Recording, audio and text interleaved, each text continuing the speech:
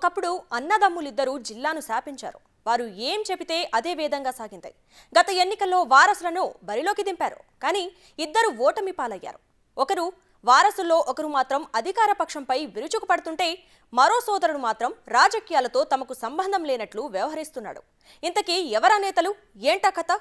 Watch the story.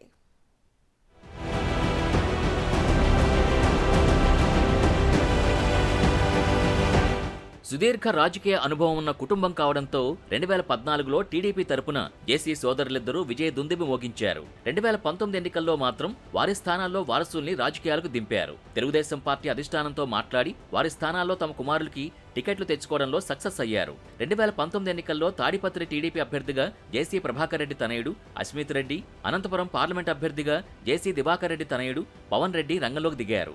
ఎంతో అనుభవం ఉన్న రాజకీయ ఉద్దండుల కుమారులు గెలిపే లక్ష్యంగా 2019 ఎన్నికల్లో ప్రచారం చేశారు. అనూహ్యంగా రాష్ట్రమంతా ఫ్యాన్ గాలి వీయడంతో తాడిపత్రి, అనంతపురం 2 చోట్ల ఓటమి చెందారు.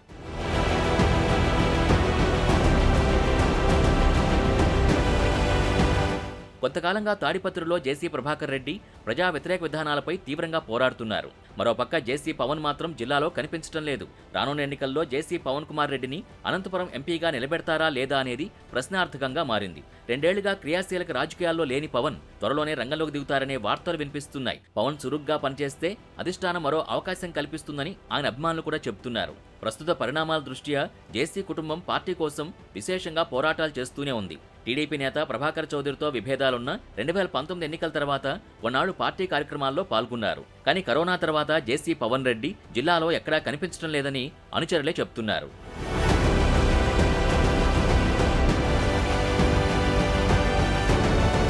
టీడీపీ అధినేత చంద్రబాబు, యువనేత నారా లోకేష్ జిల్లా పర్యటనకొచ్చినా జేసీ పవన్ ఎక్కడా కనిపించడం లేదు. అసలు జిల్లాలో ఏ కార్యక్రమంలోనూ పాల్గొనడం లేదని స్వయంగా పార్టీ శ్రేణులే చెబుతున్నాయి. హైదరాబాద్లో నారా లోకేష్ ని కలిసి మాట్లాడి ఫోటో దిగడం మినహా మరెక్కడా కనిపించలేదనే వాదనలు ఉన్నాయి. ప్రస్తుత రాజకీయాల్లో పవన్ చురుగ్గా లేకపోవడం కార్యకర్తల్లో కొంత నిరాశ, ఆందోళన కలిగిస్తుందనే వార్తలు వినిపిస్తున్నాయి. కారణాలేవైనా పార్టీ కార్యక్రమాలకు మాత్రం జేసీ పవన్ దూరంగా ఉంటూ వస్తున్నారు. తెలుగుదేశం ప్రతిష్టాత్మకంగా చేపట్టిన యువగళం పాదయాత్ర ఉమ్మడి అనంతపురం జిల్లాలో కొనసాగింది.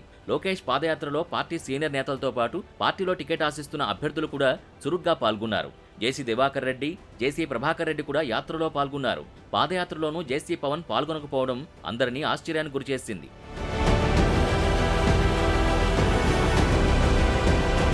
అదొక్కటే కాదు, చంద్రబాబు అరెస్టు సమయంలోనూ జేసీ పవన్ ఎక్కడా స్పందించిన దాఖలాలు లేవు. గతంలో ప్రెస్ మీట్ పెట్టిన జేసీ ప్రభాకర్ రెడ్డి త్వరలో పవన్ కూడా రంగంలోకి దిగి కార్యకర్తలతో మమేకమవుతారని ప్రకటించారు. ఆ ప్రకటన చేసి 6 నెలలు కావస్తున్నా జేసీ పవన్ బయటకు మాత్రం రాలేదు. దీంతో కార్యకర్తల్లో నిరీక్షణ మరికొంతకాలం తప్పేలా లేదని జేసీ అభిమానులు అనుకుంటున్నారు. జేసీ కుటుంబ వారసుల్లో ఒక వారసుడేమో దూసుకుపోతుంటే మరో వారసుడు మాత్రం ఎన్నికలు దగ్గర పడుతున్నా అజ్ఞాతం వేయడం లేదు. దీంతో ఇటు క్యాడర్, అటు పార్టీలో కన్ఫ్యూజన్ ఉన్నట్టు తెలుస్తోంది. ఎప్పటికైనా జేసీ పవన్ బయటకు వస్తారో లేదో అని క్యాడర్ ఆశగా చూస్తోందట.